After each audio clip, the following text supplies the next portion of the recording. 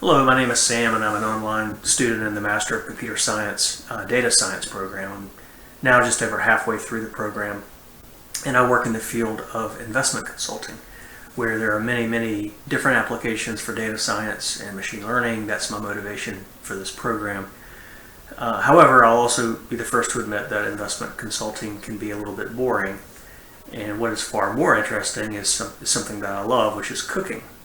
So how can we apply computer science and data science and the Internet of Things to make ourselves a better cook? I had a great opportunity to ask myself that question a few semesters ago when I took the Internet of Things class, which was led by Professor Matthew Caesar. Very challenging class, but also rewarding. It was challenging because it involved both hardware and software and getting the two to work together over local networks of various types. We worked with sensors and Arduinos and motors and batteries and Wi-Fi and Bluetooth. We worked with cloud services, several different programming languages. And we spent a lot of time thinking about the various trade-offs that you have to make when you're designing products that are deployed out in the wild. So my final project in this class was something, again, of a passion project for me. It was a Bluetooth-enabled Internet of Things device that uses an infrared temperature sensor to monitor your stovetop while you're cooking. At the end of the class, we recorded a brief video overview of our projects. So here I'll play an abridged version of that project and show the prototype and a little proof of concept of the device in action. The project is called Stove Assistant, and the idea is that you have a device that mounts above your stove to provide the cook with information about what's going on their stove. You know, cooking is such an interesting activity because there are many variables. The ingredients are going to be a little bit different every time. And one of the things that's really hard for a cook to control is temperature. And it's whether that's the temperature of a pan or a pot or a skillet, or some question about when a pot of water is going to come to a boil. I mean, these are all variables, and so if you can use technology to provide more information, more data to the cook, that's the motivation behind this project. So the first thing I'm going to demonstrate here is just the basic, the most basic aspect of the system, which is the Bluetooth connectivity to get the infrared temperature readings from my sensor module to the Raspberry Pi, where the processing is going to occur, as well as the interface with the smartphone, which is how the user is going to interact with the system. So I'm going to go through all of this in future segments of this video. For now, this is the Bluetooth module. I'll go into more depth about the components of it. But again, this is designed to mount above the stove with the Velcro strips. And what I'm going to show in this first video is just the ability for this microprocessor to transmit sensor readings from the infrared sensor through this Bluetooth module. And so what I'm going to demonstrate that on is just with my PC. Let me make sure Bluetooth is on, and it is. So I'm going to open up just a Bluetooth monitor, a serial terminal, and there's the device. It's called StoveMon. I'm going to connect, and there you can see the readings are coming in, and this is just a very simple JSON formatted string of text where there's a pixel number going from 0 to 768, I believe, and then a temperature of that pixel. So if I put my hand in front of the sensor, you can see the temperature going up a little bit. It was in the 20s, now it's in the high 30s, low 40s. So that's just a continuous stream of JSON formatted temperature readings that the Python program that will run on the Raspberry Pi will grab and store and interpret and process. So that's it for the first segment of this video. Thanks so much. Project. This will be just an overview of the hardware components. And so there's three pieces of hardware that will be part of the stove monitor system. There's the infrared module, which mounts above the stove. That collects the infrared readings and transmits it over the Bluetooth module to the Raspberry Pi. And the Raspberry Pi has two functions. One is it's running the software written in Python, essentially the control software. And then also it has a Blink server, and Blink is an Internet of Things platform that can operate a couple of different ways. It's designed for smartphone integration with IoT devices, and you can run it over the cloud, or you can run a local server. And so what I've chosen to do here is to run a local server. So that all happens on the Raspberry Pi, and then of course my phone, which will be what's used to actually for the user to interact with the system to see temperature readings and also issue commands. So let me go into a little bit more about the Bluetooth infrared module. This is just in an old phone box. You'll notice that on the back there's Velcro, and that's what I'll use to attach it to the wall. This is the MLX 90640 infrared module from SparkFun. You see I have it kind of free floating here, and then I use this adhesive putty. That way I can mount it on the wall and adjust its alignment. Clearly in a final kind of product you would want this mounted on some sort of a gimbal or something that's adjustable. But for these purposes this worked fine. And then if I move a little bit closer, there's kind of three pieces inside the box. First is, it's a little bit hard to see, but there's a battery module with two 18650 batteries. It has a USB 5-volt port, and it also has the ability to recharge those batteries with USB-C, which is really convenient because this breadboard is actually attached to that battery module with double-sided tape, so it's nice to not have to take out the batteries to recharge them. Clearly that all could be much smaller. I mean, this is the same amount of power that was used to power the self-driving car with a full Raspberry Pi in the first two labs, so definitely overkill in terms of the power requirements for this project. So the whole thing could be miniaturized for sure. This is the microcontroller. It's a Teensy 4.1. It's a little bit higher spec than an Arduino, and that's necessary for the number of readings that the infrared sensor generates. And then finally, this is the HC05 Bluetooth module. I had to experiment with it, a couple of different modules, but this was the one that I finally was able to get to work. And so that's how it works.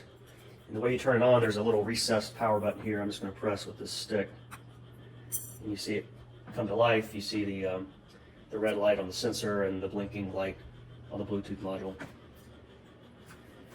And then you can close it like this, and then attach it to the wall. And I'll show how it attaches to the wall and how the whole system interacts in another segment of the video. Thank you. Okay, this is another short video showing an intermediate step as I'm developing the Python program that will collect the readings from the infrared sensor, process them, and send data through the local Blink server to my iPhone application, which is going to display the data and allow user interaction. So what this is doing, this program, and I'll walk through the complete code base once I'm finished, but basically what I'm going to do is I'm going to read an array of sensor reading data that I previously grabbed, sort of a calibration image that shows all of the four burners of the stove on low. And the purpose of that calibration step is for the program to essentially figure out the four regions for the four burners and do that dynamically, so that if the camera or the sensor is mounted in a slightly different location, it can automatically adjust. So what it's going to do is it's going to load that calibration file. It's going to display an image of it, and then it's going to begin sending readings to the app, which are going to be static. They're not going to move because it's just a single static array that's being loaded. But what I want to do is I want to be able to test some functionality within this user interface, this ability to press a recalibrate button. And so if a user determines that the calibration for whatever reason is off, they can recalibrate manually. And then this is the boil timer feature. So basically you choose the burner that you want to time, and it looks at the current temperature of that burner, takes a number of readings, which is configurable, and calculates the estimated time until that burner reaches boiling temperature. So that's the function. So I just want to kind of test all of this user interface stuff. So let me run this. Okay, so there's the calibration image. You see all four burners. It's slightly skewed, as you would expect from a sensor that's just sort of mounted on the wall by the user. Okay, so now you see the readings for the burners: right front, right rear, left front, left rear. Again, this is based off this simulated or static file, and they're not changing, and the boil timer is currently off. So the first thing I'm going to test is recalibrate. And sure enough, the calibration image comes up again. Now what I'm going to do is I'm going to test the boil timer. So I'm going to select right front, which is 134 degrees.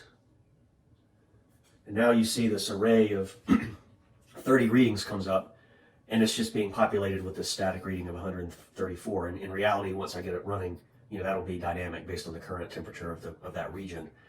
And then once it fills up, the UI will switch from calculating to 13 minutes. That's the estimate of when it would reach boiling temperature. And that's obviously, if the temperature is static, it's never going to reach boil. So I added in a artificial increment just to make sure it would eventually get there. And so now what I want to do is say, okay, I'm going to switch burners, which means I need to reset the array and take new readings. So I do that, switch to a different burner. You see the array gets blanked out and new readings are filtering in. So this all seems to be working well. And the next step is just to move from the simulated static data to live data from the infrared sensor. Okay, now I'm going to go and do just a quick walkthrough of the code. Hopefully you can see this on the screen. The program, of course, will also be submitted in the final submission. So the first thing we have here is just the Bluetooth connection information, the MAC address of the Bluetooth module that's attached to the microcontroller and the IR sensor in a port. We then have the Blink server, which is the IoT smartphone application. Again, there's different ways you can do this. You can either communicate with the cloud, or you can do it with a local server. I decided to do it with the local server. So you have an authentication token, essentially a certificate to authenticate. The server in this case is the same Raspberry Pi that's running the program, so it's just the local host. And here I'm just using HTTP. I did try to use HTTPS, but I ran into a little bit of problems there. But for the sake of this demo, HTTP would be fine. I have some initialization up here. The calibration flag indicates if a calibration has been requested, and then number of calibrations just lets the system know whether or not a calibration has been performed. Then have some initialization of the boil timer logic. Here you can set the number of readings. I set 15. The smaller the number of readings, the faster you get an estimate, but it also is a little bit more volatile. If you have a longer time, you end up with, it takes longer to generate the estimate, but it doesn't tend to bounce around as much. And then I have just a dictionary here of the different labels. We're going to use this throughout the program: left front, left rear, right rear. So then walking through these functions briefly, this first one is just simply going out over the Bluetooth socket and collecting the JSON readings that are coming from the microcontroller over Bluetooth, and then doing some basic formatting to clean it up and make it ready for the program to use, remove trailing comma, wrap it in brackets, things like that. And then finally, we close the socket.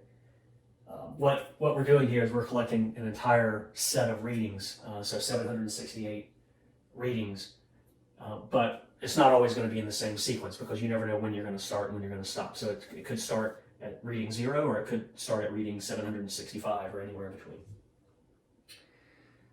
This next function is just to validate the JSON string. I ran into some situations where some of the text was garbled. I think that's just a function of it coming over a Bluetooth connection. So this just validates whether an error is raised whenever you try to load the JSON string. And if an error is raised, you can then go and collect another reading. So the next function here, it just takes that string, that JSON string of readings, and converts it to a NumPy array. Initially, a one-dimensional array with essentially the pixel number and then the temperature reading. But then down here, we're going to reshape that into a 32 by 24 matrix, and that's what we're going to use to generate an image a little bit later on. And that's what the next function here does, show image. I definitely borrowed from various places throughout this entire project, but there's this link that showed how to generate an image from the data collected by this specific infrared module, so I use that extensively. And here you see the CV2 MShow is what actually generates the image. The only image I'm showing is during the calibration phase. When I was developing and testing the program, I would generate images periodically just to see how things were working, but in this final version, the only image that's generated is the calibration image. I also have a couple of little helper functions here. Again, while I was developing and troubleshooting, it was cumbersome to actually have the sensor mounted above the stove and be fiddling with the stove controls. And so I just created these functions to take a set of readings and save it as a NumPy array as a file, and then I can load that file and work with it instead of having to use live data. So then this next one is where I take the array and locate the four centroids, or the four centers of each of the burners. And I want that to be done dynamically, because every time this thing is mounted, it's going to be slightly different positioning. So it needs to be done algorithmically. And so I'm just using a k-means algorithm. And again, I borrowed from this Stack Overflow link that's shown here to help me do this. Oftentimes with k-means, they use random starting points, but in this case, you can use kind of intelligent starting points, because you know roughly where the centers of these burners should be in the four corners, essentially. So I use that to kind of narrow in on the locations.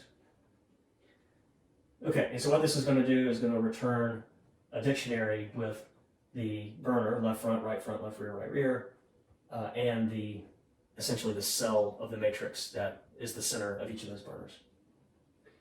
Okay, the next function here is get neighbors. So what I want to do is I don't want to measure the temperature of just that one point. I want to look at the neighbors around it. And so that's what this get neighbors does, is it actually will look at the readings that are coming in a live fashion, go to the centers that are defined in the dictionary that I just described, and then look at the surrounding values around it, and then it performs an average. And that's how it ends up with the burner temperatures.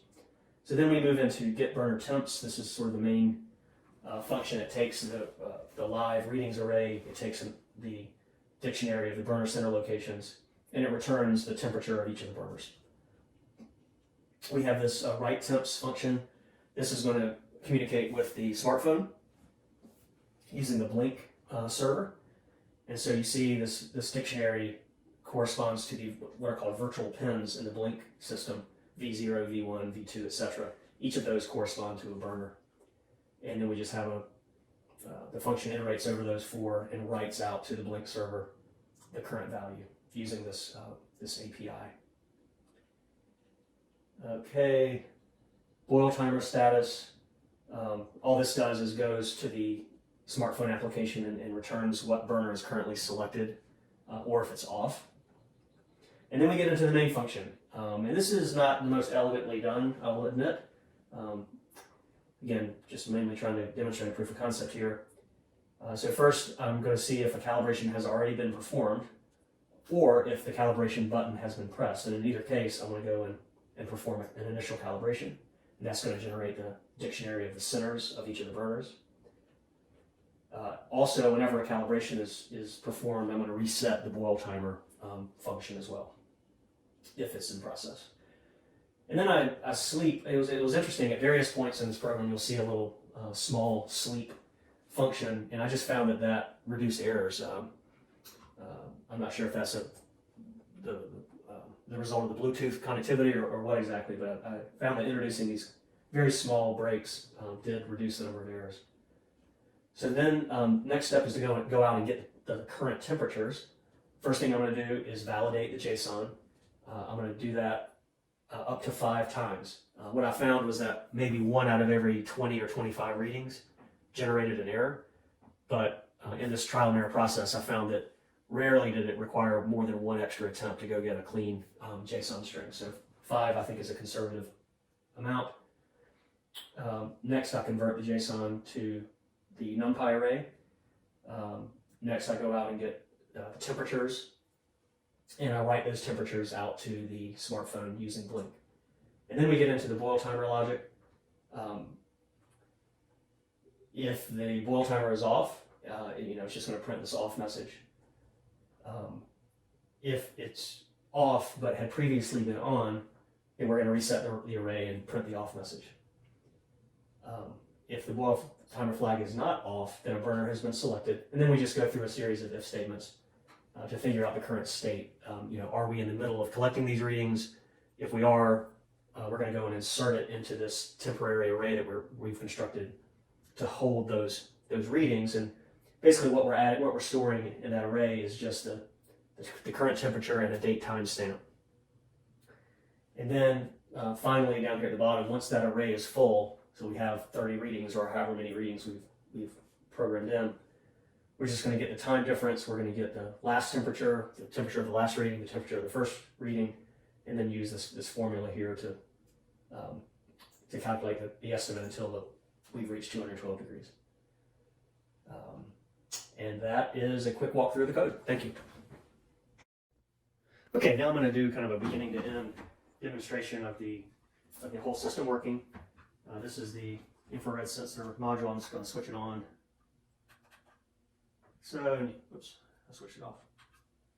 Now I switched it on, you see the red light from the sensor and the blinking light on the Bluetooth array, or the Bluetooth module. Now I'm just going to use this Velcro to mount it. Hope it doesn't fall. And use this adhesive putty to mount the infrared sensor. I just have been using the stick to kind of help me align it towards the middle of the stove. I think it would be really cool to have kind of a laser pointer here that would shine a laser beam down to help you align it, but a camera would also work for that, I guess. Then I have the Raspberry Pi you see here. That's running the Python program as well as the Blink server.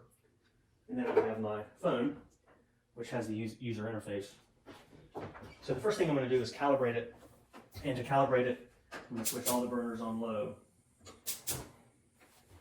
The idea here is you just want to get a reading of where all the 4 burners are so we can map it out and figure out the region of the array where those burners, kind of the region that each burner represents. So I'm going to run the program. Very first thing it does, it says calibration requested, and it's going to perform a calibration and pop up an image. And that actually looks pretty good. So you see the four burner regions. I think we can work with that as is. So with the calibration out of the way, the program is now running. And you can see on the user interface that we've got temperature readings for all 4 burners. Left, rear, left, front, right, front. This middle section is the boil timer feature where you can have it estimate how long it would take a pot of water to come to boil. There's also a recalibrate. If you ever want to recalibrate the sensor, you can press that button and it'll recalibrate. But let's try out the boil timer.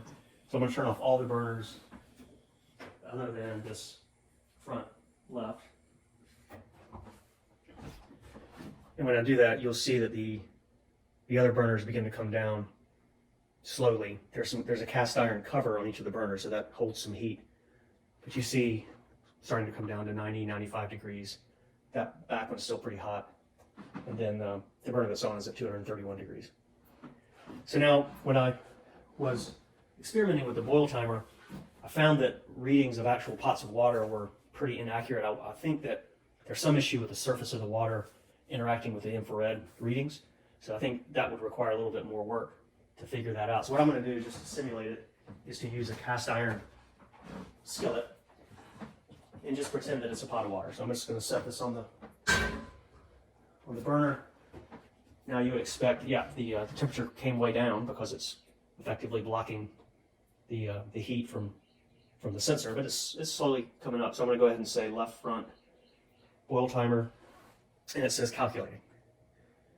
And what it does is it takes 15 readings to generate the estimate. Each reading takes about 3 seconds, so about 45 seconds to generate the estimate.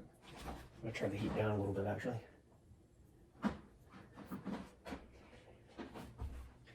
Because this cast iron skillet's going to heat up faster than a pot of water would, so I'm just going to turn the heat down a little bit.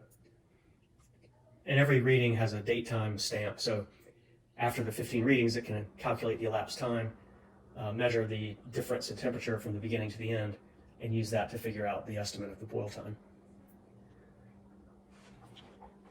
So you see the other burners are still kind of coming down. Just to illustrate while we're waiting, I'm going to switch on one of these burners. So that one you should see coming up, and yep, there it goes. It's already back up to 190 degrees. Okay, and now we have a boil estimate of 19 minutes. And that'll vary a little bit. It'll, again, new readings are coming in all the time, so you see, so there it jumped up to 105 minutes. So I think in reality, you could do some smoothing or use some logic to help keep it a little more stable, but now it's back at 18 minutes. Now it's at 2 minutes because I turned the heat way up and so that the rate of change increased. So it's fairly sensitive. I think there's still some refinement that can be done there, but again, this is enough to illustrate the proof of concept. So that is the stove assistant. Thank you.